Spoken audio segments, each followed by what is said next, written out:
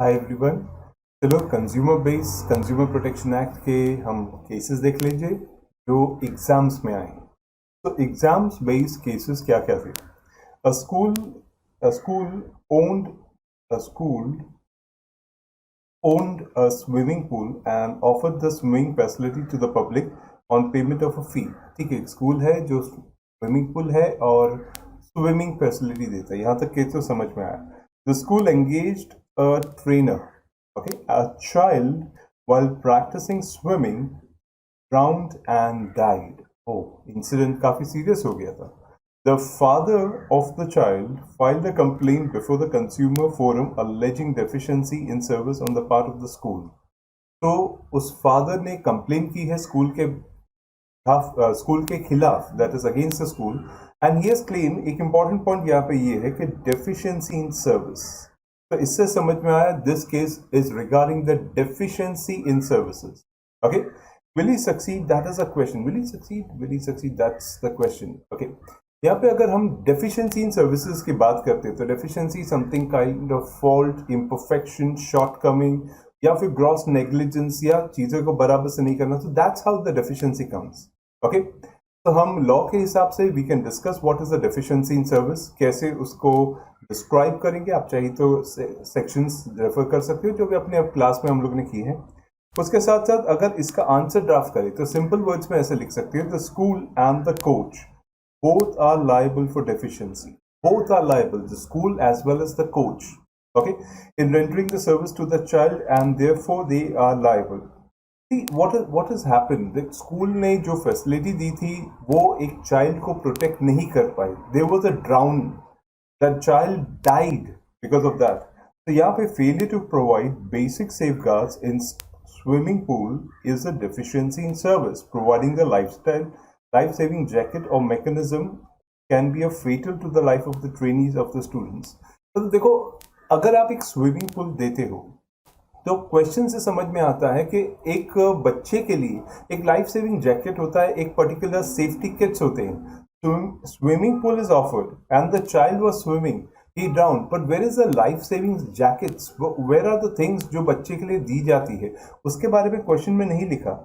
So see, providing that mechanism so that the child should not be drowning is a requirement of every swimming pool। The father of the child, being the beneficiary of the service, will succeed in claiming the compensation। अभी एक important point answer में hit किया गया है कि father, देखो consumer case consumer खुद करता है, लेकिन अगर कंज्यूमर की डेथ हो जाए तो उसका लीगल एयर केस कर सकता है और वो बन जाता है बेनिफिशियरी। तो the father of the child is a beneficiary of service and he will succeed. Okay, तो हम लिख सकते हैं similar decision was made in Shashikant Krishnaji Dole versus Tristan Prashant Mandli. Okay, so that was one of the case. अगर आपको case law याद रहता है, well and good, it's good thing.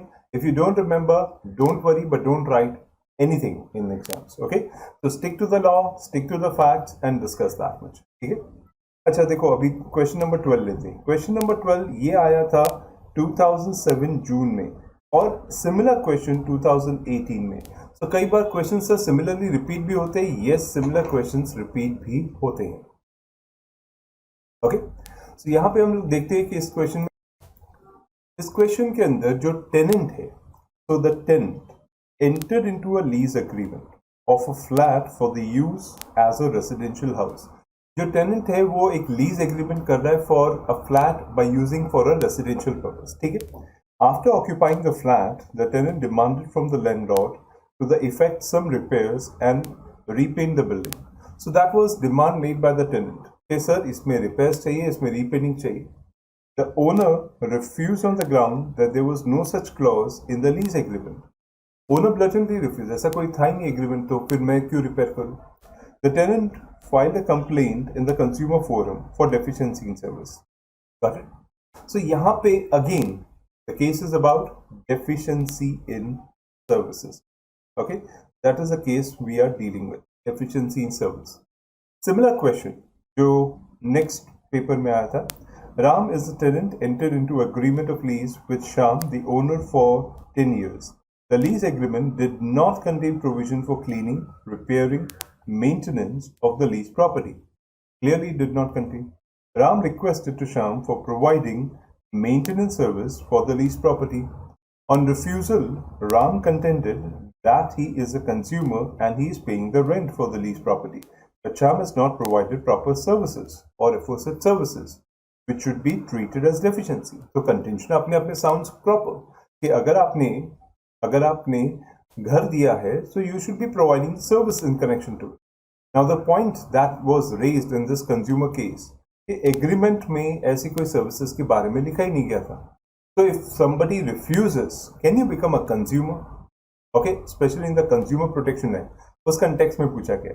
Now whether the contention of Ram is stealable. देखो दोनों case एक ही जैसी facts के ऊपर डील करते हैं. यहाँ पे हम डेफिशिएंसी की डिफिनेशन वापस से यूज कर सकते हैं बिकॉज डेफिशिएंसी इन सर्विस पूछा है. So as defined in consumer protection act 2019, deficiency means any fault, imperfection, shortcoming, inadequacy in quality, nature, and manner of performance, which is required to be maintained by or under law for the time in force, or which has been undertaken to be performed by the person in pursuance to any contract or relations. मतलब एक चीज तो clear हो जाती है deficiency in services. Any kind of fault, any kind of imperfection, any kind of inadequacy है जो उस क्वालिटी में है, जो उस नेचर में है, जो उस मैनर में है, और वो चीजें या तो किसी लॉ में या किसी कॉन्ट्रैक्ट में लिखी होनी चाहिए. ये कॉन्ट्रैक्ट में लिखी होनी चाहिए. तो इसका मतलब इस क्वेश्चन में ये लिखा है कि इसमें कॉन्ट्रैक्ट में लिखा नहीं था. ओके, तो यहाँ पे whenever any premises is let out for residential house, हम फैक्ट्स को अब थोड़ा इलैबोरेट कर रहे हैं, थोड़ा डिस्कस कर रहे हैं. On a residential purpose, it should be appropriate for residing. If it is not in the condition for residing, necessary repairing work should be carried out, even though if there is no specific clause in the tenancy agreements. Clear? See, देखो जब एक landlord एक घर देता है तो इस चीज का ध्यान रखना होता है कि that should be a place of abode, जहां पे लोग रह सके. A tenancy place that should be able to reside. And if that is not there, then repair is coming into picture. Therefore, tenant will succeed in that case. If you take this argument, argument क्या है? Argument ये है कि whether that place is suitable for residing और not. लेकिन Laxmichand Shah versus Sarkaben Kanjichand others, the Supreme Court held that the tenant entering into the lease agreement with the landlord cannot be considered as a consumer under the Act, because services of repairing is not what the landlord has agreed. वो उसके लिए घर दे सकता है but उसके लिए कोई services उसने एग्रीमेंट नहीं किया. इसका मतलब सर मैं जीत नहीं सकता एज अ टेनेंट? नहीं, ऐसा नहीं है. आप जीत सकते हो. You could have gone to the rent control court और you could have gone to the small cases court somewhere else, but consumer होने के लिए सुप्रीम कोर्ट का इस केस में कहना था. और ऐसा नहीं कि सुप्रीम कोर्ट का इसी केस में तो यही लैंडमार्क केस है. देयर आर मेनी केसेस जहां पे टेनेंट्स जीते भी हैं. इस क्वेश्चन में इस केस को रिलाई किया गया कि सुप्रीम कोर्ट का यह कहना था कि यहां पर वो कंज्यूमर नहीं है. और कंज्यूमर क्यों नहीं है? वो कंज्यूमर इसलिए नहीं है क्योंकि लैंडलॉर्ड ने उसके साथ सर्विस एग्रीमेंट नहीं किया है. लैंडलॉर्ड ने उसके साथ टेनेंसी एग्रीमेंट किया और लैंडलॉर्ड ने उसको रहने की जगह बराबर दी थी. अब बाद में उस पर रिपेयर आया तो वो कंज्यूमर नहीं है. Okay, so where no provision in the lease agreement in respect of cleaning, repairing and maintenance building, the rent paid by the tenant is not a consideration for availing service. There is no question of deficiency. And clearly बोला, जो आप rent पे करते हो वो rent आप cleaning, वो आप रिपेयरिंग और मेंटेनेंस के लिए नहीं देते, वो आप वहां पे रहने के लिए देते हो. So you could have gone to any rent control court, you could have gone to any civil court, but there is no question of being a consumer in that nature.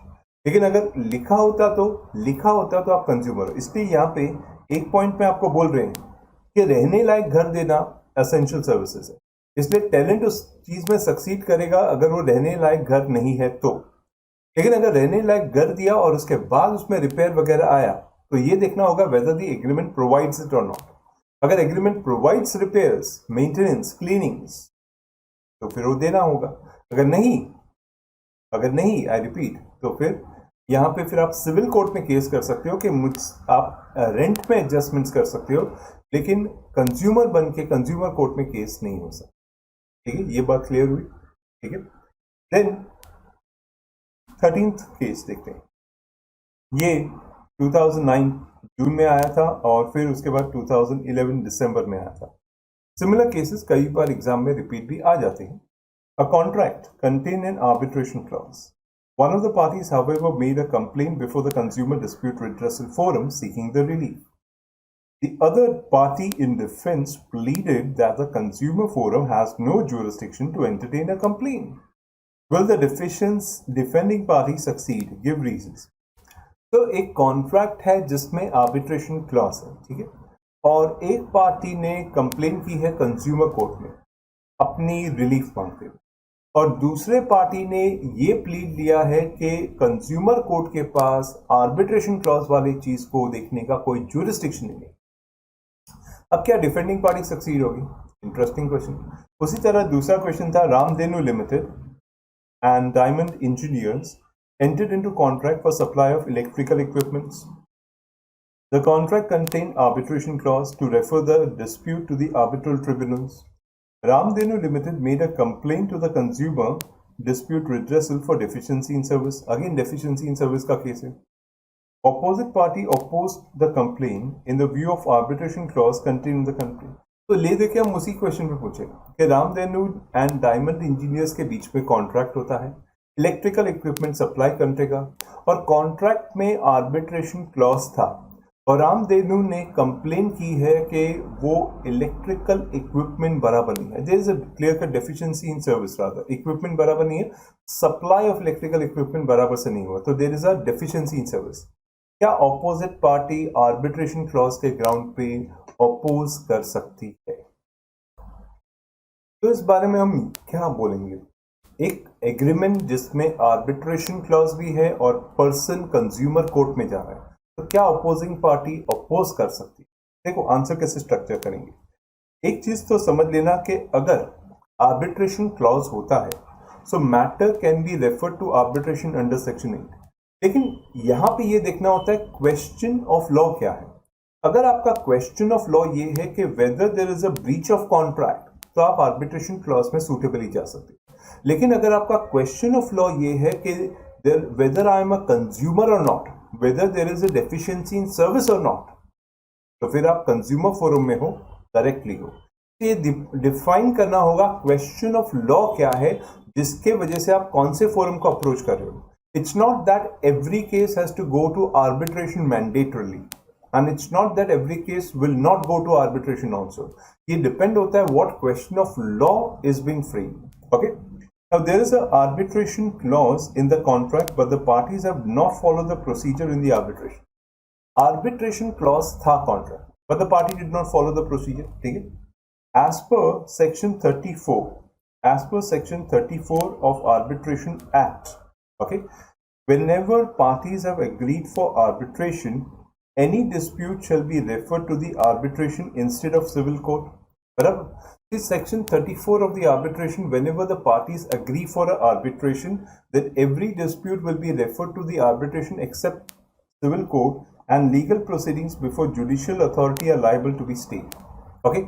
ये point तो अपने आप में clear ही है that the court also enforces that अगर arbitration दो parties के बीच में है तो उन दोनों पार्टी को प्रेफरेबली आर्बिट्रेशन में जाना चाहिए एंड जो भी सिविल प्रोसीडिंग्स है उसमें नहीं होनी चाहिए, बराबर। But national commission held that forums under the consumer protection are not judicial authorities and the proceedings before them can not be taken to be legal proceedings. अब जो सेक्शन 34 बोलता है कि यहां पर जुडिशियल अथॉरिटी के सामने का प्रोसीडिंग स्टे होना चाहिए, बराबर। तो नेशनल कमीशन बोलता है कि पहली बात, ये जो कंज्यूमर फोरम्स है ये कोई जुडिशियल अथॉरिटी है ही नहीं। They are not judicial authority, they are authority which has been specifically framed in the act. Okay, they have a statutory recognition, they are not some judicial authority like court और civil courts, पहली बात। Okay, and the proceedings before them can not be said to be a legal proceedings because it differs. It can be quasi-judicial or it can be something else. But they never said that this is a legal proceeding जो यहाँ पे refer किया गया है. To call it a legal proceeding under the arbitration. Okay? National Forum का ये भी कहना था कि arbitration do not put a bar on the jurisdiction of forums. Clear? Arbitration act में कहीं नहीं लिखा है कि jurisdiction of the consumer forum will be stayed.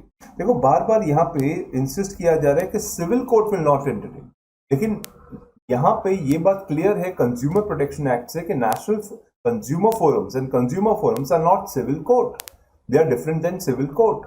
Okay, you can call them as tribunals or forums, but they are not civil courts. Clear? So at the same time, considering the judgment of the Supreme Court in Bombay Hospital Trust case, the forum may advise the matter to be referred to arbitration. Clear? लेकिन ऐसा है, ऐसा नहीं है कि आपको consumer court में जा ही नहीं सकते और आर्बिट्रेशन में जा ही नहीं सकते अगर consumer case. The consumer may refer the matter to arbitration also. If the defending party challenges he will succeed.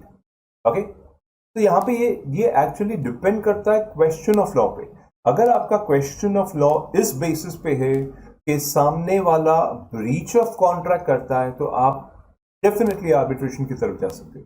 But when you have a specific question of law whether you are a consumer और not, when you have a specific question of law whether there is a deficiency in service और not, तो फिर वो cases forums यानी consumer forums ही उसको decide करेंगे. That's better because those courts are known for that thing. Okay, clear? So ये question of law पे डिपेंड करता है कौन सा क्वेश्चन ऑफ लॉ लेके जा रहे हैं. ठीक है, और आंसर राइटिंग के हिसाब से मैंने बता दिया. पहले आपने डिस्कस किया कि आर्बिट्रेशन एक्ट के हिसाब से अग्रीमेंट होना चाहिए. फिर आपने बताया कि आर्बिट्रेशन एक्ट बोलता है कि सिविल कोर्ट्स के लीगल प्रोसीडिंग और judicial authority has to refer it to the arbitration. Clear?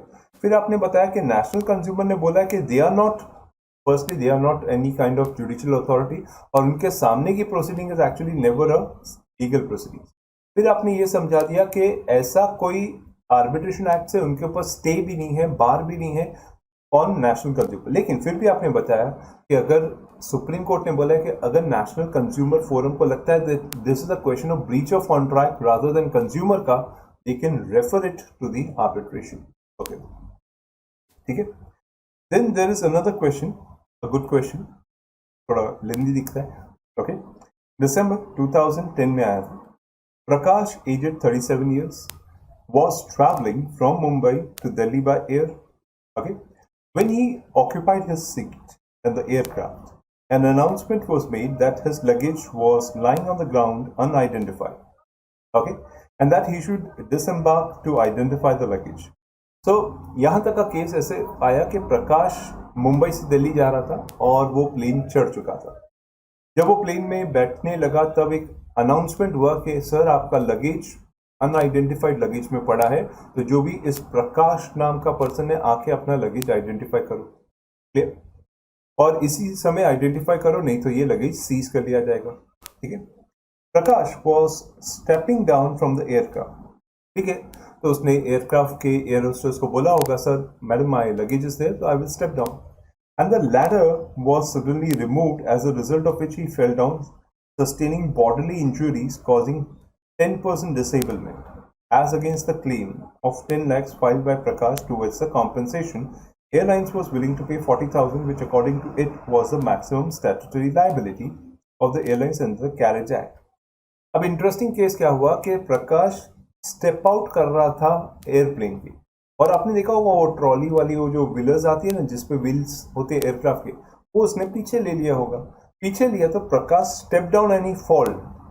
One can understand it's a very great fall because and he sustain, वो जिंदा तो रहा लेकिन ही सफर्ड अ इंजरी जिसके वजह से उसके बॉडी में डिसेबलमेंट आ गई, 10% डिसेबल.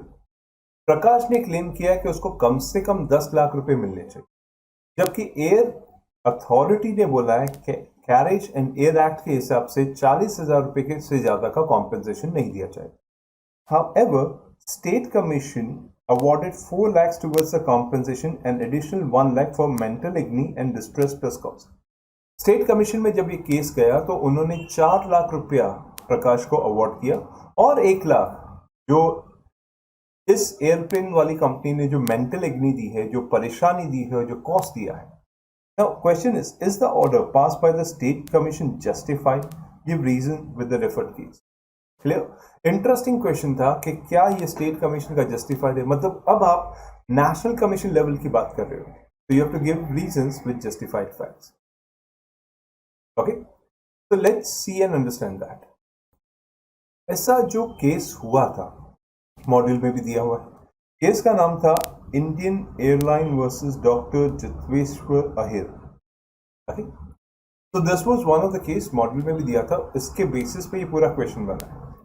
तो आपको अगर केस का नाम याद है, do write it down. If you don't remember, don't bother to write the name of a false case. It's preferable that you give the sections and it's preferable that you give the answer in the appropriate manner. But don't lie. झूठ मत बोलना. Okay? So यहाँ पे the facts of the case is based on the judgment of Indian Airlines versus Jiteshwar Ahir, in which it was held by the National Commission that in view of the regulations applicable by airline company, if accident has resulted on account of deficiency of service by the service provider, it is liable to pay compensation not exceeding 5 lakhs rupees. Okay?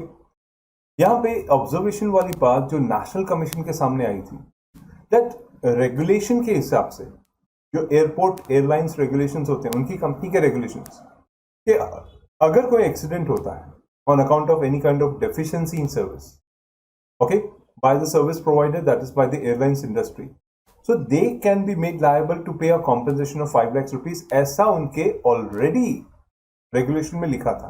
ठीक है, चलो हमको इस question में नहीं मालूम ये लिखा था कि नहीं, पर लिखा था. ठीक है, चलो. Mister Prakash has suffered permanent disablement due to accident, ये तो हमें मालूम है. इसका मतलब ये clear cut question deficiency in service का है. तो आप लॉ पॉइंट के लिए डेफिशिएंसी इन सर्विस हायर कर सकते हो, डेफिशिएंसी इन सर्विस एक्सप्लेन कर सकते हो.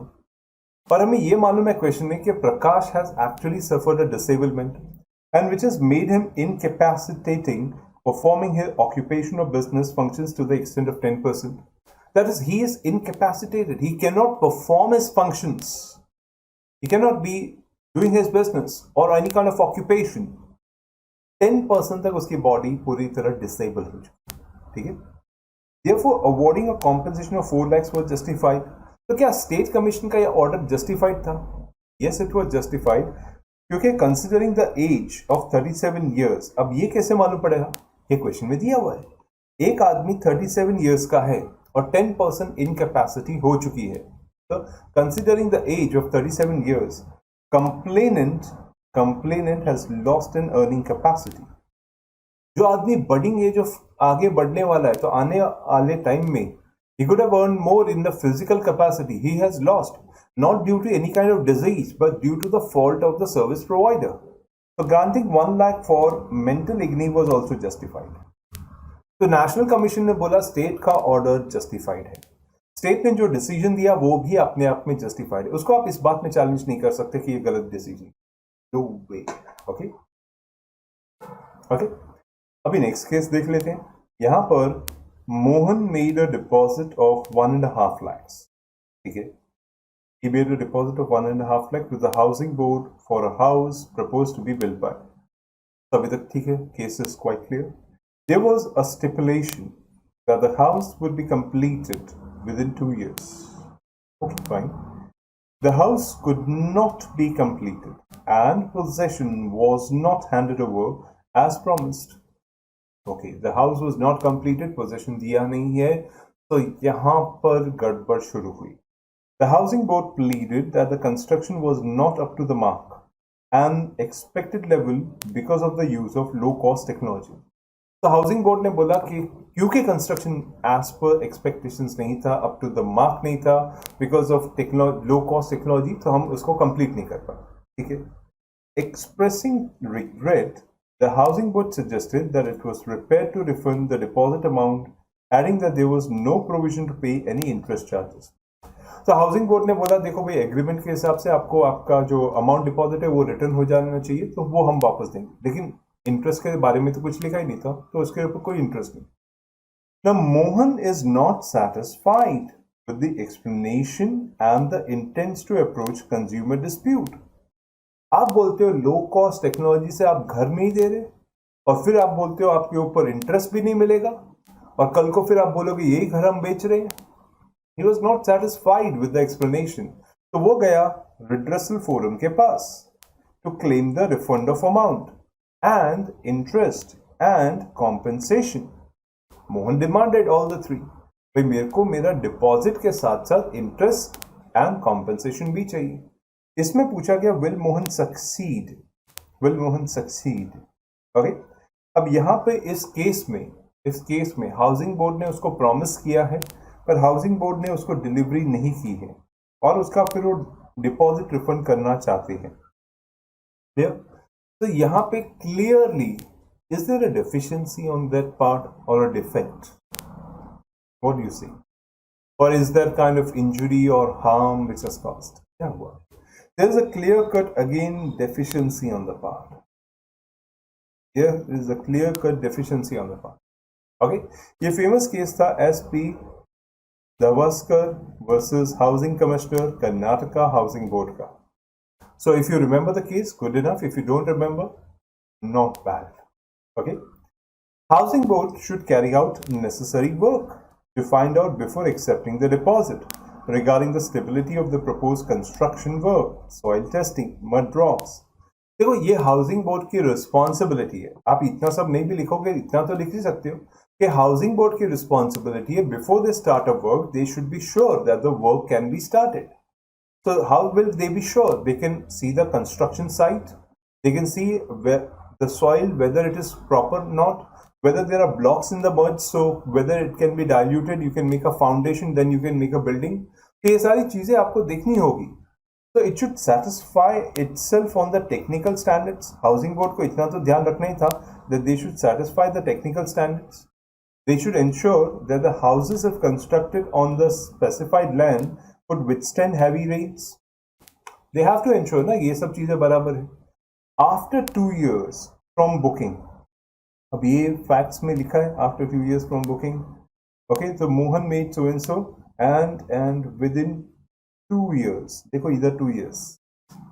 So it's very important आप क्वेश्चन में वो चीजें मार्क करके रखो. जैसे हमने 2 years मार्क कर ली, 1.5 lakhs का डिपॉजिट मार्क कर लिया, फिर गड़बड़ क्या थी, house could not be completed, और ये सब छोटी छोटी चीजें आप अपने आंसर में पुट अप कर सकते हो well across into your answer. तो ये एड अप करेगा, it will help your answer to build up into rightful sense. Okay, so after 2 years of booking, if a person has refunded the money, if the person has refunded the money without interest or giving option to purchase alternative house at increased price, create a financial difficulty and unreasonable burden. 2 साल के बाद आप उसका पैसा देते हो, उस पर आप इंटरेस्ट भी नहीं देना चाहते, और फिर उसको ऑप्शन देते हो कि अगर हायर प्राइस पे चाहिए तो हम आपको दूसरा घर दिलवा देते हैं. Now that's unreasonable. सर ये हायर प्राइस वाला कहाँ लिखा है? बाय द वे चलो हायर प्राइस का नहीं भी लिखा है. ओके, इन द क्वेश्चन यहाँ पे they want to refund the deposit amount. So 2 साल के बाद आप डिपॉजिट तो रिफंड करने के लिए रेडी होते हो, but you are not giving me the interest. Okay, और एज अ कस्टमर अगर आप सोचो कि अगर कोई दूसरा घर लेना हो तो बेचारा तो फंस गया ना. So when you are not giving interest और बेचारा ऑलरेडी फंस चुका है, तो वो करेगा क्या? तो board is grossly negligent in providing services, है ना. So therefore it is justified to award interest and compensation by the state commission. Mohan will succeed. Okay, तो ये बात में तो क्लियर हो गया कि मोहन सक्सीड करेगा. यहाँ पर अभी रमेश की बात करें. Ramesh took out 4 life insurance policy with a double accident benefits and premium payable half yearly. ठीक है, तो 4 policy half yearly premium. When the 3rd premium fell due, the general agent of LIC met Ramesh and took the bearer check towards the premium payable by him in respect of the policies. ये कई बार कई agent करते हैं जो बोलते हैं कि हाँ लाओ दो मैं पेमेंट करवा देता हूँ, तो they will make the payment. Although the check was encashed immediately, yet the payment of the premium was not deposited with LIC for 3 months. अब मजे की बात है, बेरर चेक एनकैश तो हो चुका है, लेकिन LIC के पास प्रीमियम पहुंचा ही नहीं. In the meantime, Ramesh met with a fatal accident and he died. Ramesh's wife's claim for the payment of the sum assured. Will she succeed? The policy would have lapsed. अगर आप premium पे नहीं करते, policy would have lapsed. तो यहाँ पर यहाँ पर बहुत बड़ी गड़बड़ हो गई. You will not succeed as such. Because देखो ये प्रीमियम पेइंग पार्टी को इंश्योर करना है कि इंश्योरेंस कंपनी को प्रीमियम टाइम पे पहुंचे. That's one of the condition that every person paying the premium has to ensure. और अगर आप किसी भी एजेंट्स वगैरह को देते हो तो LIC हमेशा बोलता है don't give any premium to any of the LIC agents unless authorized. Okay, तो देखो हुआ क्या था यहाँ पे. The facts is HJ Shah versus LIC का केस था. In the above case, Supreme Court held that the agent has no authority to receive the premium. इसने बोला unless authorized. अगर एजेंट के पास प्रीमियम लेने की अथॉरिटी थी, he was agent for collection of premium, तो चीजें अलग होती. But he was not one, and the person cannot assume that the agent has implied authority to collect the premium amount from the insured as per the regulation of LIC strictly prohibits. लिखा भी हुआ. LIC does not allow agents to see the agents can sell the policy, but premium collection का time आपके LIC के centres या फिर online premium payment होती है. LIC के प्रीमियम्स डिपॉजिट हुए हैं, ये इंश्योर आपको करना है, क्योंकि कल जब आप क्लेम करते हो तो आप LIC से बराबर से क्लेम करना चाहते हो. तो even LIC expects something from you that you deposit the premium properly. Okay? LIC can be held liable if it has authorized its agent to collect the premium or receive the premium from the policy holder by any means expressly or impliedly. हाँ, LIC ने अगर अपने agent को authorise किया होता तो बात ठीक थी. क्लियर. अब इस क्वेश्चन को पढ़ने पे कहीं पे भी सर ये नहीं मालूम पड़ता ऑथराइज किया है कि नहीं किया. एग्रीड यहाँ पे. लेकिन इसका मतलब LIC ने इतना तो मालूम पड़ता है कि LIC ने क्लेम रिजेक्ट किया है. और अगर क्लेम रिजेक्ट किया और इतना भी मालूम पड़ता है कि प्रीमियम डिपॉजिट नहीं हुआ है, तो फिर कहीं ना कहीं जो person that is the insured has not paid the premium. आज ही जाके अपने पॉलिसी डॉक्यूमेंट्स पढ़ना, उसमें साफ साफ लिखा है the premium paying liability is on the insured not on the insurer. Insurer को कलेक्ट नहीं करना है, इंश्योर्ड को इंश्योर करना है. तो अगर आप मेडिकल इंश्योरेंस लेते हो या दूसरा, तो आपको प्रीमियम टाइम पे करना है, ऐसा बोला जाता है. आपको एजेंट को नहीं देना है. आपके पॉलिसी डॉक्यूमेंट में भी लिखा होगा. Okay.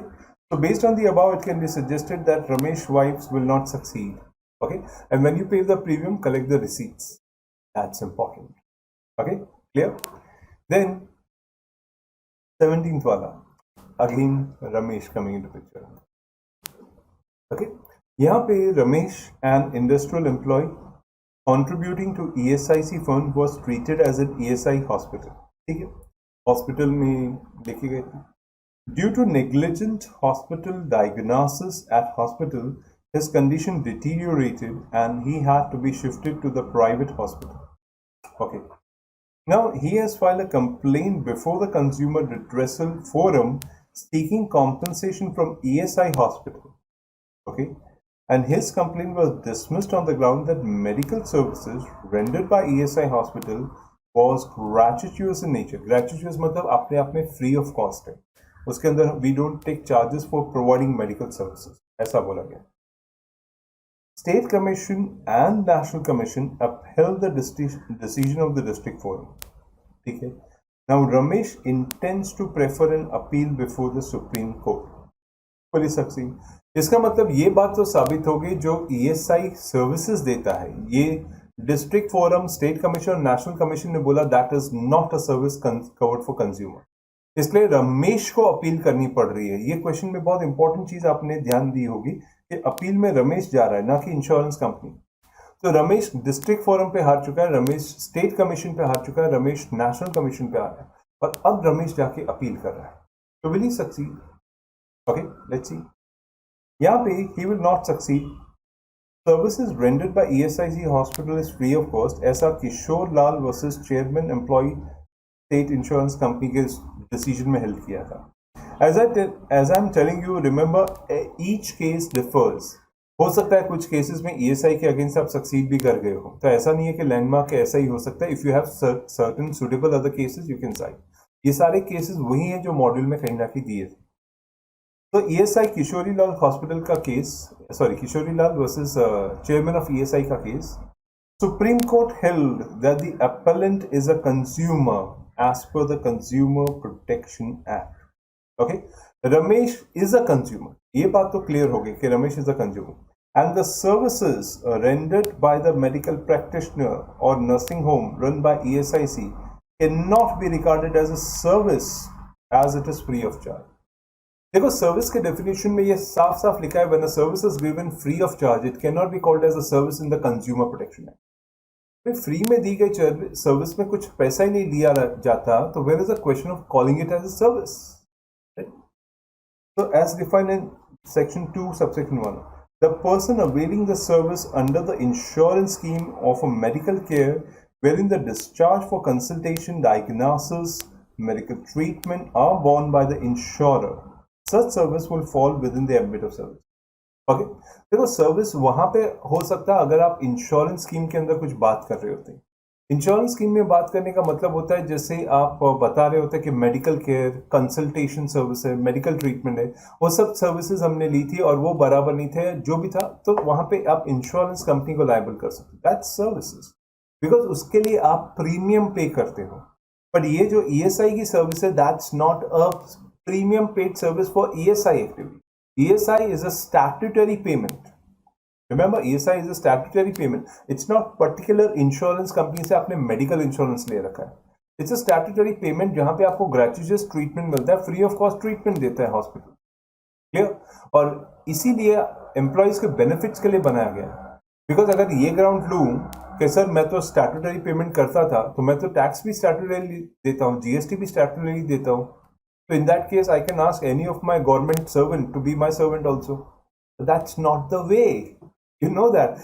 See, the consideration is not paid for services. The consideration is paid out of statutory obligations. ये difference आपको समझना चाहिए. Okay? So fine, I hope ये part clear हो गया. ठीक है? Then Mohan was suffering. So it was one of the landmark case जिसके ऊपर ये question बना था. That is Kusum Sharma versus Batra Hospital Medical Research Center, नई दिल्ली। ओके, तो उसके ऊपर लैंडमार्क केस था जिसके ऊपर ये डिसीजन बना था। तो इसमें क्या हुआ, कैसे हुआ? Mohan was suffering from serious ailment. Mohan was suffering from serious ailment. He was admitted to a well-known private hospital in Gurgaon. He was subjected to various tests. Okay, even after diagnosis and subsequent treatment, the condition deteriorated and the doctor advised surgery, which Mohan collapsed and died. Oh, so during the surgery, Mohan udhar hi died. Death. Sushma, his wife, preferred a claim for compensation of 50 lakhs under the Consumer Protection Act. Okay, for deficiency in service. The hospital authorities contended that the medical profession was being unnecessarily hounded. यार ये difference थोड़ा अलग हो गया। अब मोहन के बारे में बोलते तो ठीक था, the hospital authority contended that the medical profession is unnecessarily hounded. मतलब आप मेडिकल प्रोफेशन को बस डराए जाओ कि आपके खिलाफ ये हो जाएगा, वो हो जाएगा। You are just making the hospital authorities cared about the things. You are hounding the hospital. Quite surprising. The defense could have been something else. But ठीक है, is the contention tenable? देखो, अगर आपकी गलती नहीं तो आप बताओ आपकी गलती कैसे नहीं है। पॉइंट ये उठता है, आप ये मत बताओ कि हमको डराया जाता है, हमको धमकाया जाता है, क्योंकि ये सारे पॉइंट्स तो वो जन लेता है जिसके पास कोई रिप्लाई नहीं होता है। पर ठीक है, चलो इतना ही फैक्ट्स दिया गया है। एक पर्सन है जो हॉस्पिटल में एडमिटेड था और हॉस्पिटल में एडमिट होने के बाद सर्जरी टेबल पे लेके गए और उसकी उधर ही डेथ हो गई, उसकी कंडीशंस डिटीरियोरेट हो गई। उसकी वाइफ ने 50 लाख का क्लेम फाइल किया है और हॉस्पिटल बोलता है सिर्फ मेडिकल प्रोफेशन को डराया धमकाया जाता है। Why this statement? बोलना चाहिए ना कि Mohan was suffering from so and so. तो इन दैट केस यहां पर सुप्रीम कोर्ट ने गाइडलाइंस ले डाउन की थी मेडिकल प्रोफेशन के लिए, और ये केस था Kusum Sharma versus Batra hospital.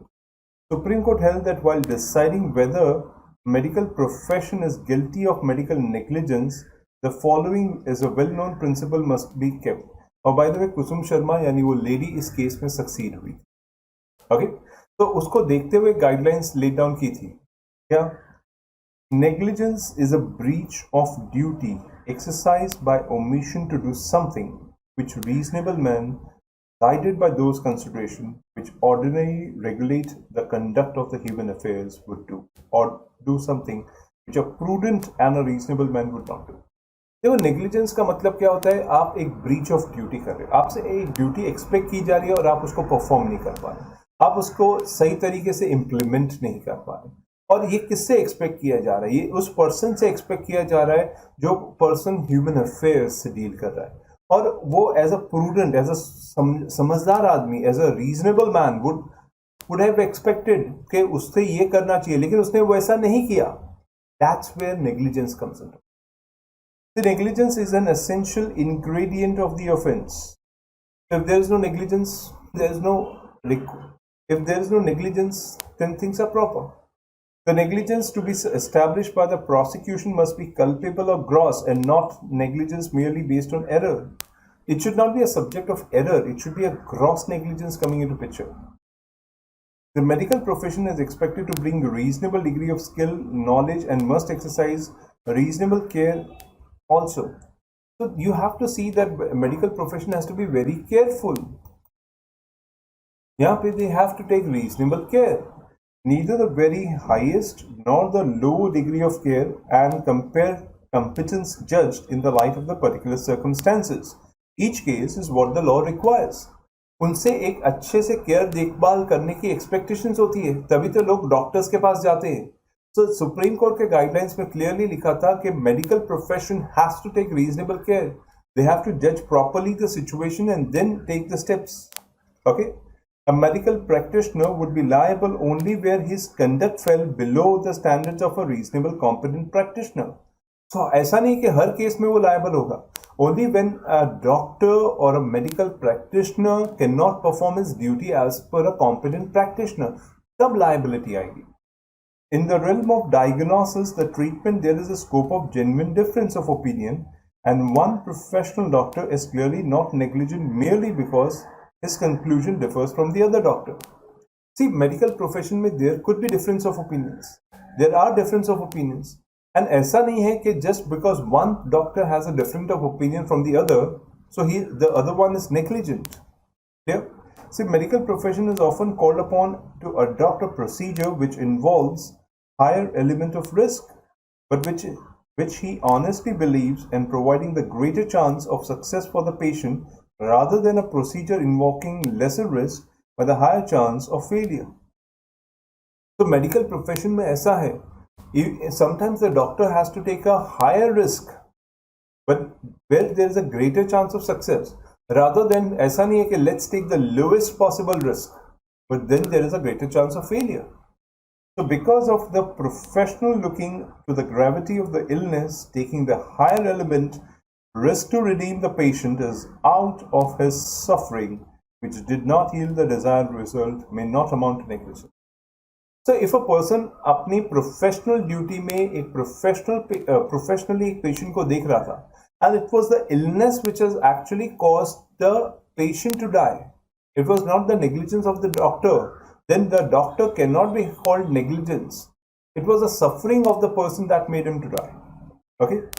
Negligence cannot be attributed to a doctor so long as he performs his duty with reasonable skills and competence. So doctor अगर सोच समझ के काम कर रहा था, reasonably काम कर रहा था, you cannot call him medically negligent.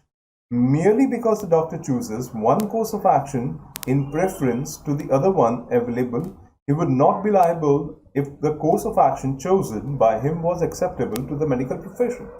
So doctor has a choice. He has to understand in the particular given situation what course of action he has to choose. If he chooses one course of action कि मुझे ये steps, ये medicines इस nature में देनी चाहिए rather than ये steps, तो ये उसका खुद का choice है, और इसके लिए उसको negligence नहीं बोल सकते हम लोग. Okay? It would be not to be conducive to the efficiency of the medical profession if no doctor administer medicine without the halter around his neck. But देखो, अगर आप इसी तरह डॉक्टर को डराते रहोगे कि अगर तू गलत दवाई देगा तो तेरे को हम उड़ा देंगे या काट देंगे गला, तो that's not the way. The doctor has to take the risk and he has to understand the patient's condition and he has to give the medicines accordingly. ये पूरे मेडिकल प्रोफेशन का पार्ट है. ओके, बट यहाँ पर negligence किस level पे आती है? जहां पे डॉक्टर सब जानते हुए भी वो नहीं कर रहा, तब वो नेग्लिजेंट है. So it is a bounden duty and obligation of the civil society to ensure that the medical professions are not unnecessarily harassed or humiliated so that they can perform their profession without fear and apprehension. The Supreme Court has supported the contention कि yes, medical profession should not be unnecessarily hounded. और ये डॉक्टरों को डराया नहीं जाना चाहिए कि अगर मेरा कोई पेशेंट मर गया तो I would have destroyed the entire hospital and I will kill you and cut you into pieces. ये सब डराने धमकाने का काम नहीं चलेगा. Medical practitioners at times have to be saved from such class of complainants who use criminal process as a tool of pressurizing the medical professional hospitals, particularly the private hospitals, for extracting uncalled compensation. तो ऐसा कई बार होता है, कई hospitals को डराया धमकाया जाता है और इससे उनसे पैसा वसूलने के लिए उनके खिलाफ इलीगल केसेस भी किए जाते हैं. Okay, such malicious proceedings deserves to be discarded against the medical practitioners. The Supreme Court is supporting that. That yes, medical practitioners के खिलाफ arbitrarily अपनी मर्जी से जब चाहे जैसा भी चाहे केसेस नहीं कर सकते. You have to have substantial evidences for that. Okay, the medical professionals are entitled to get protection so long as they perform their duties with reasonable skill and competence in the interest of the patients. The interest and the welfare of the patients have to be a paramount of medical professions. So every medical profession has to perform their duties well enough in the interest of the profession. We should not be understood to have held that the doctors never be prosecuted for medical negligence. Clearly बोल दिया last में. इसका मतलब ये नहीं कि doctors cannot be prosecuted. Doctors can be prosecuted, but as long as the doctors have not performed, as long as the doctor have performed their duties and exercised an ordinary degree of professional skills and competence, they cannot be held liable for medical negligence. It is imperative that the doctor must be able to perform their professional duty with free mind.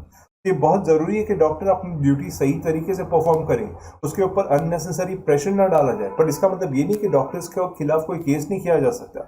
इस case में supreme court ने बोला कि doctor की negligence थी, तो इसके वजह से यहाँ पे लायबिलिटी पे करनी होगी. ओके, इसके साथ अब दूसरा वाला केस देखते हैं, नीलम वाला case, case 90. Let's see and understand this case. Miss Neelam is the daughter of Ashok and they were traveling by train.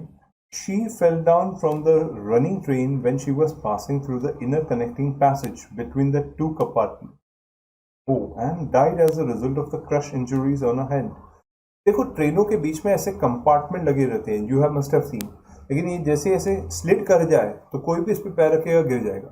That's why it's often said, बेटा इसके ऊपर जब चलते हो तो be careful because the train has a connecting department. बराबर. तो यहाँ पे he died because of that.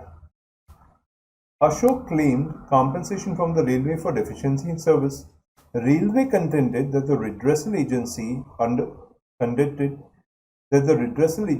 the Consumer Protection has no jurisdiction to consider the complaint of this nature. Railway का कहना ये तो रेलवे एक्ट में जाएगा, तो यहाँ पे तो आपका कोई केस ही नहीं बनता है.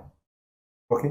They also contended that all the coaches of the train have been thoroughly checked at the starting point of the train and no defect was reported. यहाँ तक कि रेलवे का कहना है कि डेफिशिएंसी ऑफ सर्विस तो तब होती ना कि जब हमने सर्विस में डेफिशिएंसी दिखाई है. हमने जब ट्रेन चालू की थी उसके पहले सारे कोचेस चेक किए थे, सारे कनेक्टिंग पॉइंट चेक किए थे, सारे लेवरेज पॉइंट चेक किए थे और इसमें कोई गड़बड़ नहीं थी. तो डेफिशिएंसी कहाँ से है? Now will Ashok succeed? ठीक है, केस तो अच्छा है. एक लड़की ट्रेन में जा रही है, अचानक से उसका एक्सीडेंट होता है, इनर कनेक्टिंग पैसेज खुल जाता है, उसको बहुत बुरी तरह इंजरीज होती है एंड डेथ आ जाती है. एंड उसके फादर इस बारे में क्लेम करें कि रेलवे की गलती की वजह से वो मरी है, जबकि रेलवे का एक पॉइंट पे कहना है कि ये कंज्यूमर प्रोटेक्शन में आएगा ही नहीं और दूसरे पॉइंट पे ये कहना है कि हमने कोई डेफिशिएंसी ऑफ सर्विस दी ही नहीं है. तब क्या करें? ओके, तो यहाँ पे ये जो केस था, ये फेमस केस था union of India versus Nathmal Hansraj का केस, नेशनल कमीशन में गया था. तो the facts given in the question is similar to this case. ठीक है, देखो हुआ क्या था.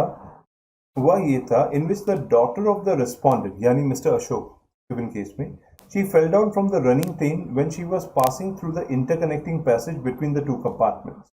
ठीक है, Railway denied the compensation on the ground that the death was not due to the railway accident but it was accidental death. There is a difference between railway accident. आप एक खड़े हो और आपके ऊपर से रेल गुजर जाए, that's railway accident. लेकिन ये तो accidental death है, it's not a railway accident. but consumer forums do not have authority to consider the complaint of accidental death in railways claims tribunal. और एक्सीडेंटल डेथ रेलवे के claims tribunal में जाएगी तो consumer forum में आएगा ही नहीं. लेकिन नेशनल फोरम ने कुछ अच्छे क्वेश्चंस पूछे. National forum has held that the passenger travelling is a consumer within the meaning of the act. क्या पैसेंजर ने टिकट ली थी? क्या रेलवे वाला उसको सर्विसेज प्रोवाइड कर रहा था? क्या सर्विसेज में एक कंपार्टमेंट से दूसरे कंपार्टमेंट में जाना भी था? और क्या उस सर्विसेज में डेफिशिएंसी थी? तो इसका मतलब वो कंज्यूमर है. So as a result, the railway is liable for deficiency. Yes, the railway is liable. Okay, as the death has resulted due to the absence of safety device in the vestibule passage. देखो हर एक चीज के नीचे यहाँ पे नीचे एक leverage लगाते हैं ताकि ये खुले नहीं. एंड वो पैसेज के नीचे सपोर्ट नहीं था, इसके वजह से वो खुल गया. सो यहाँ पर इस रीजन की वजह से railway is liable. Railway is liable for the damages. Okay, आप बोलते हो एक्सीडेंटल डेथ है, रेलवे ट्रिब्यूनल में जाएगा. लेकिन क्वेश्चन ये उठता है, अगर आपको सर्विसेज ली गई है और आप सर्विसेज में डेफिशिएंसी करते हो तो where is the question of railway tribunal. तो यहाँ पे ये पॉइंट तक क्लियर था. तो based on the about judgment it was held that Ashok will be successful in getting the compensation as railways safety devices were defective which amount to deficiency in services. Okay, अब आगे चलो ये देखते हैं. Pawan booked the air ticket for New York with Sky High Airlines. ठीक है. The New Delhi Airport Authority found a visa in order. ठीक है. But at Amsterdam, when his visa was checked, it was found that the visa bears the photocopy of a photograph.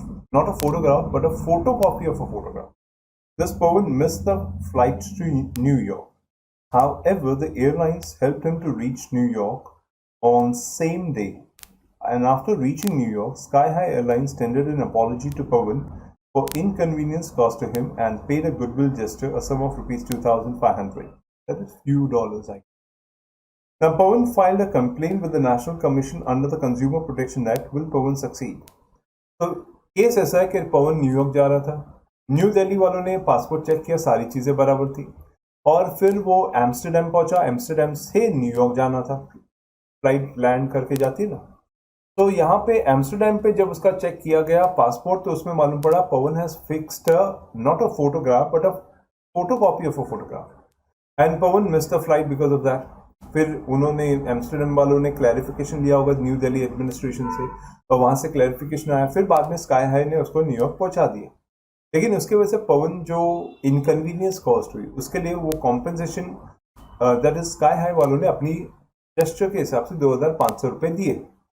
और पवन बोलता है नहीं, I need a compensation for that. ठीक है. तो ऐसे केस में क्या पवन को कॉम्पेंसेशन मिलेगा? अब इसमें ये है कि आप ये भी ले सकते हो डिसीजन, हाँ मिलेगा, ये भी ले सकते हो नहीं मिलेगा. So depending on how you put across your answer to the examiner और your explanation to that answer, उसके ऊपर डिपेंड कर. वैसे ये केस एक्चुअली हुआ था Ravneet Singh Bagga versus KLM royal Dutch फिन टाइम्स का. ओके, ये उसके केस में ये आया भी था. So in this case, the Supreme Court held that the airlines or their staffs are not guilty for deficiency in service. The staff of the airlines acted fairly in the bona fide manner, keeping in mind the security and the safety of the passengers of the aircraft. So as such, airlines guilty नहीं है. As such, airlines guilty नहीं है क्योंकि airlines अपनी service देते हुए इसका ध्यान रखा था कि एक आदमी जो फोटोग्राफ की जगह पे फोटोकॉपी चिपकाता है, तो they were very prudent, they were very vigilant. सोच समझ के सर्विसेज दे रहे थे. ये तो पकड़ने वाली बात. इनफैक्ट सामने वाले को पूछना चाहिए, डोंट यू इवन अंडरस्टैंड कि photograph and photocopy of a photograph में डिफरेंस होता है. And the photograph on a visa document was a photocopy and not the original, which was unusual, which was absolutely unusual. So in the circumstances, the staff took some time to ascertain the truth, helped the appellant to reach the New York also on the same day. So based on the reason explained, Supreme Court, it was suggested that Pawan will not succeed. समझा? क्योंकि यहाँ पे सामने वाले ने जो भी case लिया है, लेकिन एयरलाइंस ने अपनी तरफ से गलती नहीं की. उन्होंने तो रादर अपनी ड्यूटी की, फिर भी एज अ गुडविल जेस्चर थोड़ा सा अमाउंट ऊपर दिया उन्होंने. तो where is the wrong thing that they have pled? Nothing wrong. Clear? समझे? इसमें जो दूसरा केस है वो भी काफी इंटरेस्टिंग है. जैसे Ramesh purchase a tractor from Mahi limited. ठीक है, तो उसने ट्रैक्टर खरीदा माही लिमिटेड से for tilling the land. Okay, land की खेती के लिए. But he use it in idle time for transportation of agriculture produce. अब क्योंकि लैंड हर टाइम पे यूज नहीं होता, तो खेती बाड़ी के लिए यूज होने के बाद उसको जो भी खेती बाड़ी बनती थी उसको मार्केट तक लेके जाने के लिए. Some defects were developed in the engine of the tractor. तो ट्रैक्टर खराब हुआ and he complained to Mahi Limited, but all went in vain. मतलब उसने माही लिमिटेड को कंप्लेन भी डाली लेकिन कोई सुनने को रेडी नहीं. Then he filed a suit in the Consumer Dispute Forum for damages caused by the defects. तो ये जो डिफेक्ट से डैमेजेस हुए इसके खिलाफ उसने केस किया. ठीक है, Mahi limited treated that Ramesh is not a consumer within the definition. अरे वो कंज्यूमर है ही नहीं, वो कमर्शियल गेन के लिए पैसा कमाता है, ऐसा माही लिमिटेड ने बोला. Okay, as he is using the tractor for देखो कमर्शियल पर्पस. बराबर. Now whether Ramesh will be succeed in this case, refer the relevant provisions of law. ठीक है, ये केस इंस्टीट्यूट का 2016 के पेपर में दिया गया था. इसका आंसर ऐसे दिया गया था कि in Bhupendra Jang Bahadur Guna versus regional manager and others. ये केस नेशनल कमीशन तक पहुंचा था और नेशनल कमीशन ने हेल्ड किया that the tractor which was purchased primarily to till the land of the purchaser and let out on hire during the idle time to till the lands of others would not amount to commercial purpose. देखो, एक किसान के लिए tractor उसके livelihood से connected है, उसकी जिंदगी से कनेक्टेड है. अगर वो ट्रैक्टर अपने एग्रीकल्चर प्रोड्यूस के लिए यूज करता है, लेकिन ऐसा तो नहीं कि every day there is a tilling. जब खाली टाइम है वो किसी को आइडल टाइम में उधार पे देता है. ठीक है, हायर परचेज आप लेके जाइए, उसको यूज कर लीजिए.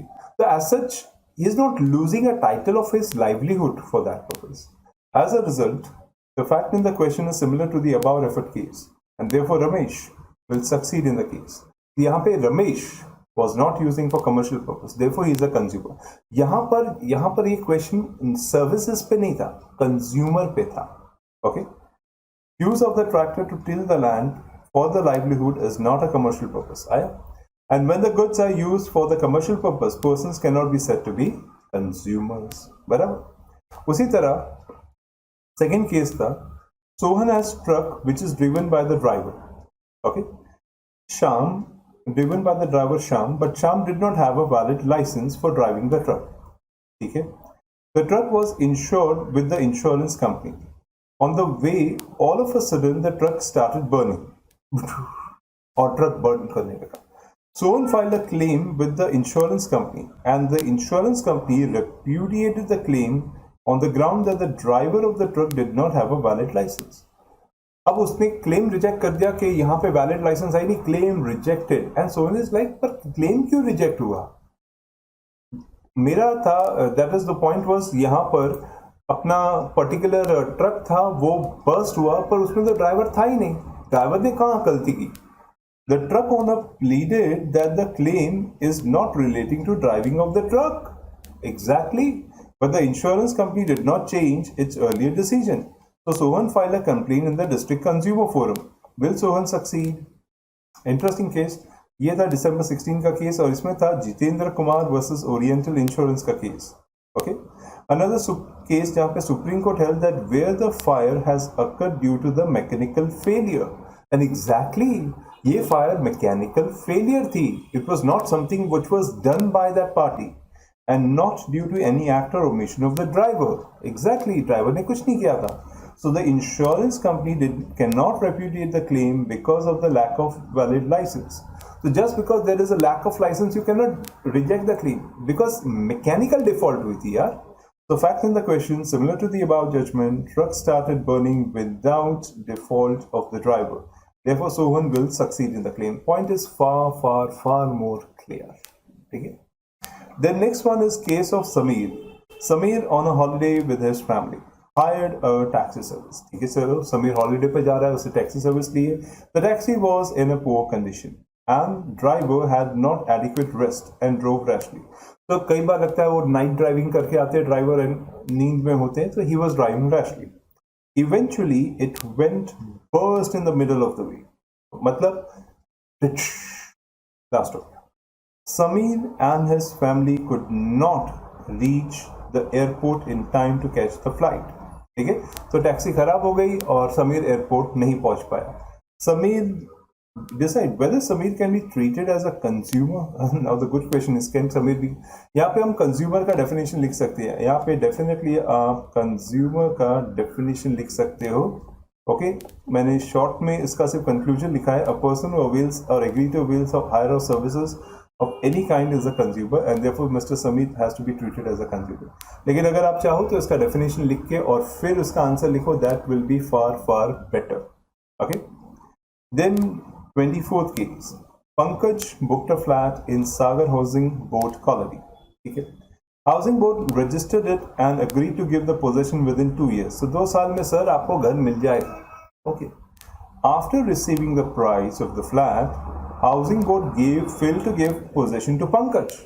ये दिया ही नहीं, possession ही नहीं दिया within the period agreed. So is it a deficiency in service? लगता तो है सर. Exactly. तुम्हें सही लगता है क्योंकि ये deficiency in service है. तो the fact of the case is that of Lucknow Development Authority versus Roop Kishore Tandon का केस था. And yes, the word is yes. The failure of the housing board to give possession of the flat after receiving the price and after registering in the favor of the allottee, मतलब उसके favour में register तक हो चुका था, was a deficiency in service. Okay, and this will be the case of deficiency in service. तो यहाँ पे क्लियरली है कि फ्लैट बुक हो चुका है, फ्लैट रजिस्टर्ड हो चुका है. सर कैसे मालूम पड़ेगा, लिखा है ना. तो फ्लैट बुक हो चुका है, फ्लैट रजिस्टर्ड हो चुका है और फिर भी पोजेशन नहीं दे रहे हो, तो डेफिनेटली ये डेफिशिएंसी इन सर्विस.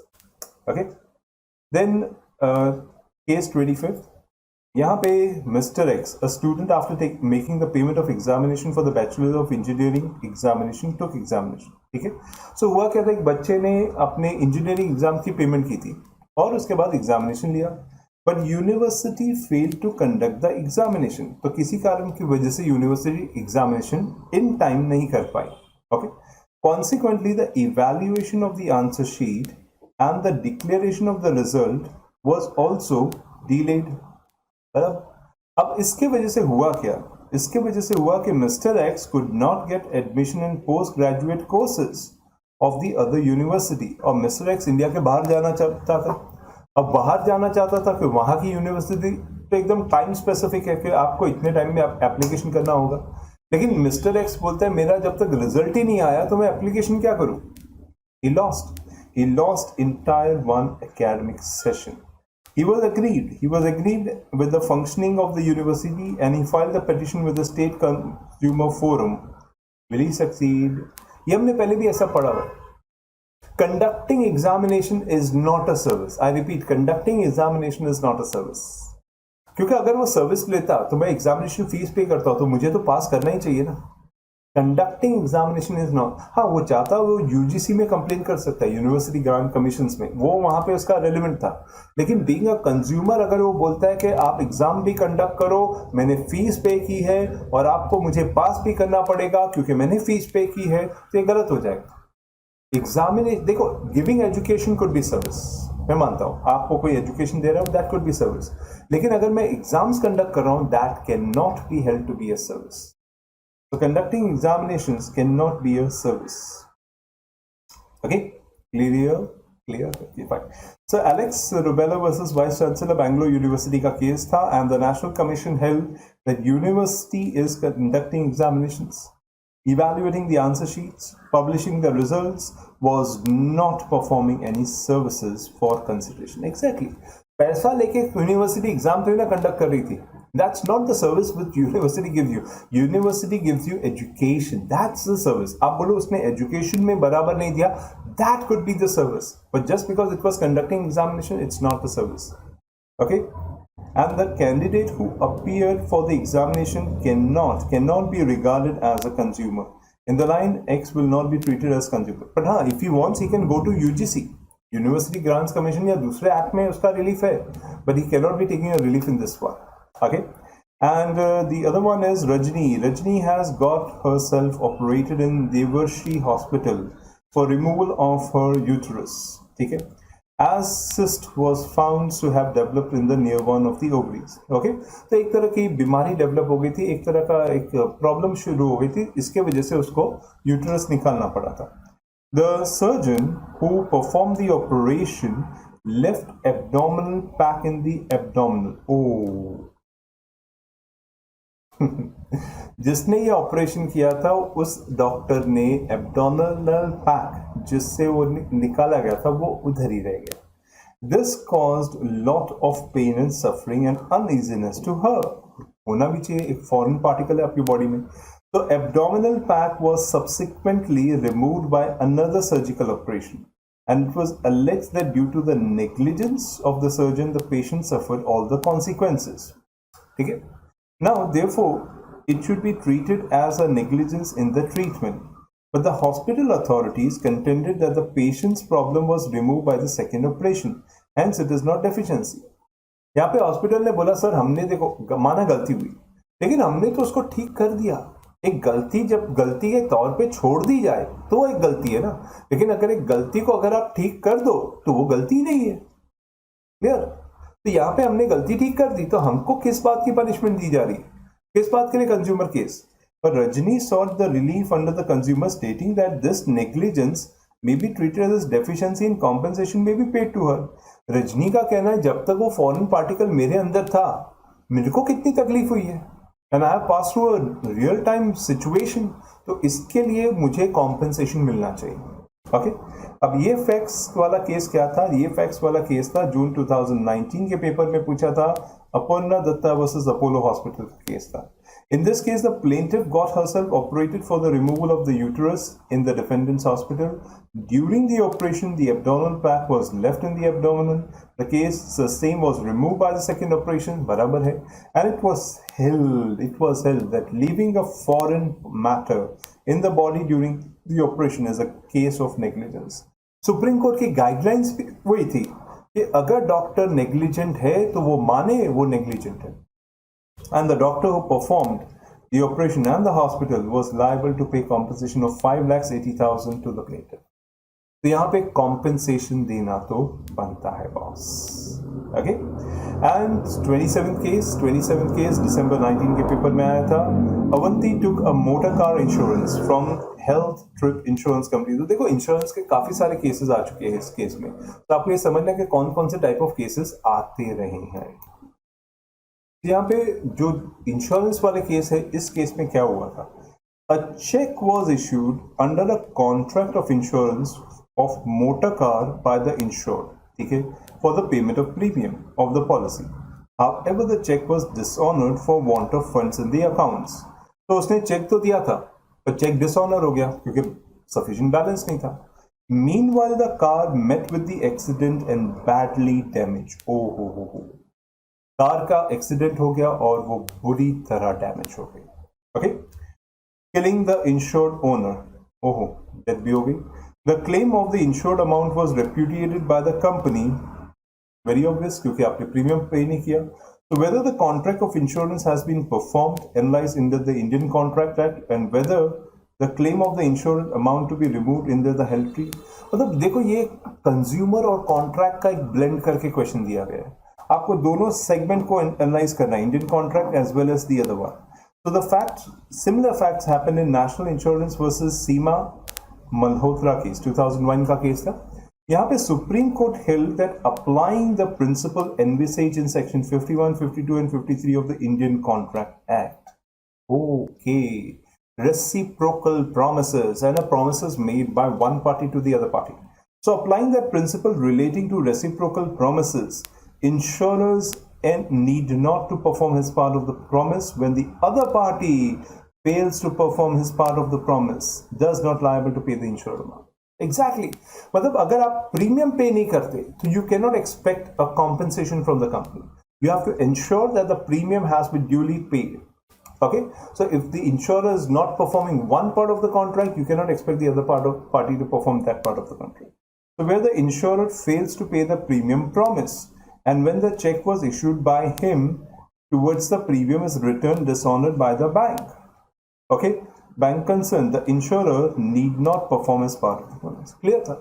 अगर जो पर्सन इंश्योर्ड है, जैसे इस केस में सीमा मल्होत्रा, या अपने केस में उस लेडी का नाम क्या दिया हुआ है, अवंती, तो अवंती ने अगर अपना ही पार्ट ऑफ परफॉर्मेंस नहीं कंप्लीट किया, अपने प्रीमियम्स नहीं पे किए, तो वो कैसे एक्सपेक्ट कर सकती है कि सामने इंश्योरेंस कंपनी, जो हेल्थी ट्रिप इंश्योरेंस कंपनी, वो अपना परफॉर्मेंस कंप्लीट करे? So this corollary is that the insured cannot claim the performance from the insurer in such a situation. तो एक बार अगर आप अपनी प्रोमिसेस पूरी नहीं करते, आप सामने वाले से कैसे एक्सपेक्ट कर सकते हो कि वो अपनी प्रोमिसेस पूरी करे? So the contract of insurance therefore can not be said to have been performed at all, नहीं हुआ था, and therefore the claim of the insured amount for the healthy trip company can not be recovered. Okay, so ये claim recover नहीं हो पाएगा. Is that clear? तो याद रख, दिसंबर 19 तक पेपर में आया है क्वेश्चन, उसके बाद कंज्यूमर का क्वेश्चन ऑफ लेटली आया नहीं है. ओके, सो होपफुली अगर आएगा तो now you know how to tackle, and बहुत सारी चीजें आपसे डिस्कस कर ली है. ठीक है, so all the best for exams and keep studying well.